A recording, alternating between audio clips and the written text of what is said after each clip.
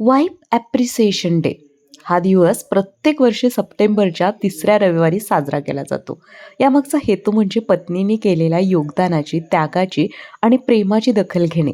या दिवशी पतीने आपल्या पत्नीला कौतुक आणि काही शब्द म्हणणे, छोटंसं सरप्राईज देणे, वेळ देणे, अशा छोट्या-छोट्या गोष्टींनी कृतज्ञता व्यक्त केली जाते. स्त्रियांना किंवा पत्नीला काय अपेक्षित असतं बरं? तर कौतुक, तिच्या प्रयत्नांची दखल घेणं, छोट्या-छोट्या गोष्टींसाठी धन्यवाद देणं, वेळ आणि लक्ष. फक्त गिफ्ट नाही तर तिला समजून घेण्यासाठी वेळ द्या.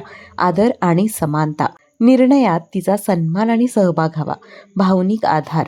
ताणतणावात साथ देणं. कृतज्ञता. रोजच्या घरकामात, मुलांमध्ये किंवा करिअरमध्ये ती जी मेहनत घेते त्याची कदर करणं.